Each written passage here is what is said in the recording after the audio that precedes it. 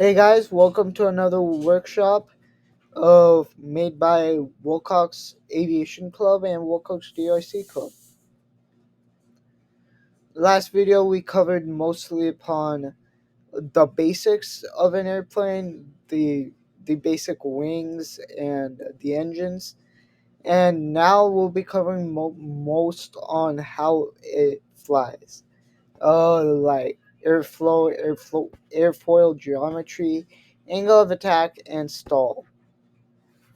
Aerodynamics. What is aerodynamics? Aerodynamics is the study of how air interacts with objects that are moving. So, suppose there is a plane moving at high speeds. Aerodynamics is basically how the air how the air is resisting towards the object that is moving at high speed against it. This allows us to design efficient airplanes. It allows us to design improved flight performance, and it allows us to ensure safe and stable flights for everybody. Okay, so now let's understand what airflow is. So airflow is the flow of air over the surface of a plane's wing, and it is how the force of lift is generated. Remember, we went over the force of lift in our last session. The air particles travel over the airfoil, which is the cross-section part of the wing. Some air particles also travel underneath the airfoil section. We'll go over the airfoil section in detail in the next few slides.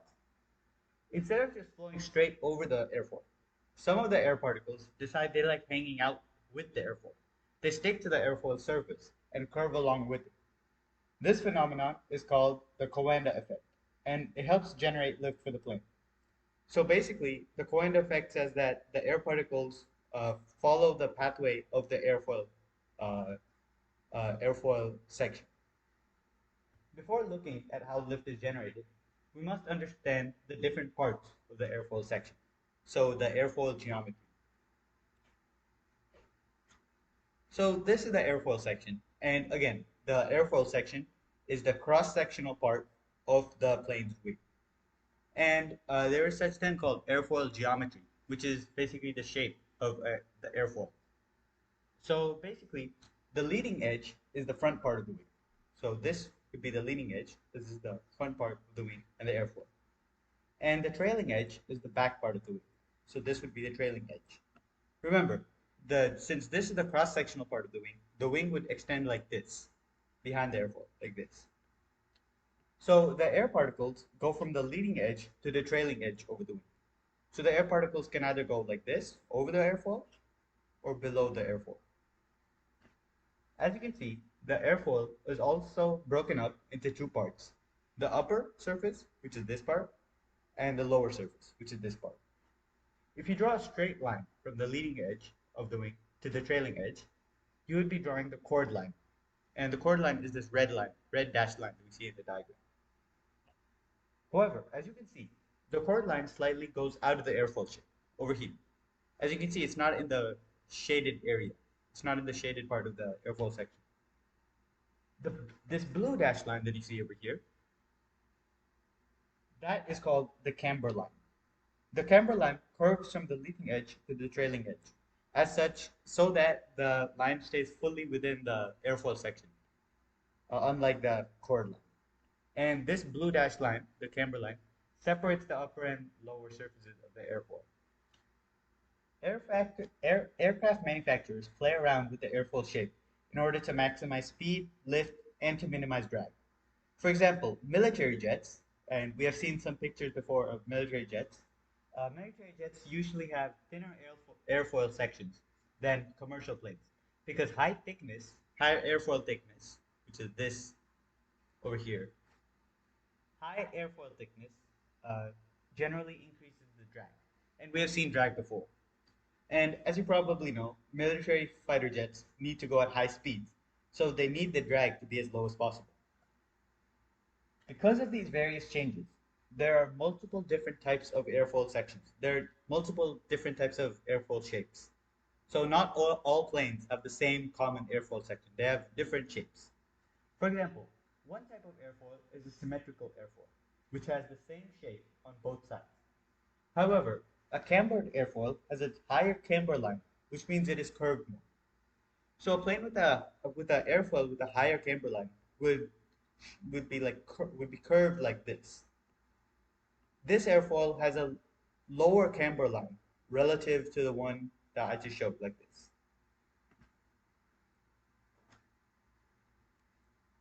So these are just images of different planes with different airfoil shapes. Each plane has a different airfoil shape because they have different purposes. Remember, the aircraft manufacturers, they play around with the plane parts and the shape in order to fulfill their own purpose. Gliders, such as on the left over here, have high camber airfoils, which means the airfoil is more curved. Having more camber will allow the glider to gain more lift as they do not have that much power. So having a high camber will allow the lift force to increase, and that's what gliders want because they don't have much power like the unlike not like they're not like the fighter jets. They don't have that much power or jet engines pushing them forward. Commercial jets, such as this one, don't have also use cambered airfoil, but not as cambered as the gliders. They use cambered airfoils to balance lift and fuel consumption because commercial aircraft also need to take into account their fuel consumption, their fuel costs, right? On the other hand, fighter planes, such as this one, use more symmetrical airfoils because they need to be more agile and they need to travel at extremely high speeds. This just shows how engineers work with the airfoil to optimize certain factors. And we will explore more of this in the following slides. Airfoil performance characteristics. Each airfoil has two coefficients. A coefficient is basically a number that is used to quantify a quantity. Suppose, like we all know, the acceleration of gravity's coefficient is negative 9.8 meters per second. There, same thing as that, there is two coefficients for each airfoil. There's a lift coefficient. This number is how much a wing can create, how much lift a wing can create for the plane, meaning how much is it? Yeah, and drag coefficient is basically the amount of resistance that the wing gets when it flies against the air, like we talked about with aerodynamics.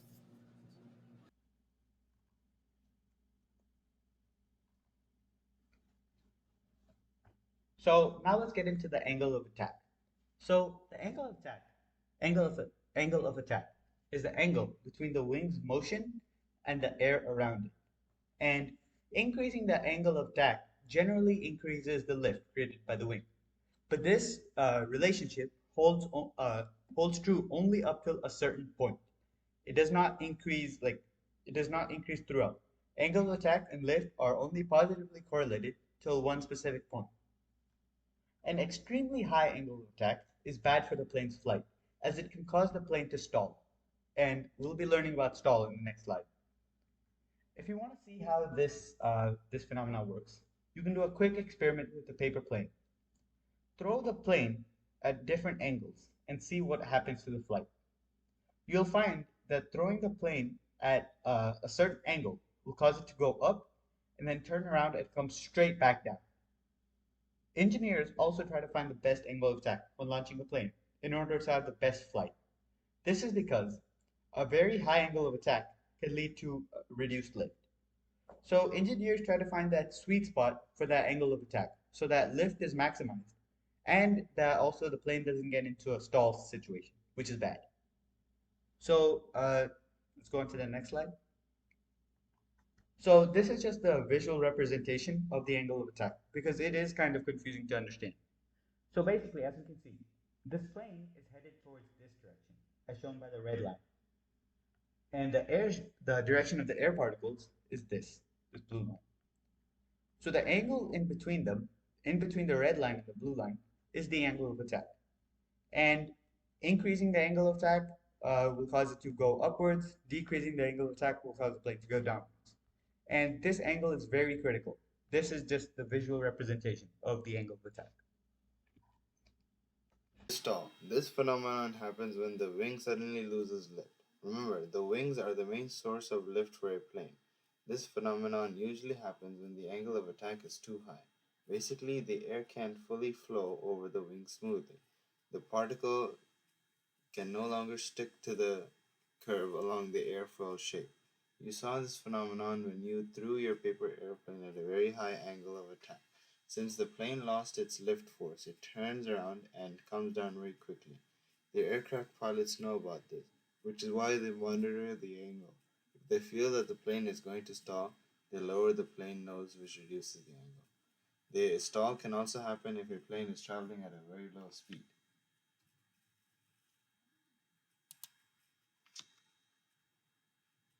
This plane has an incredibly high angle of attack, which means it has an incoming stall.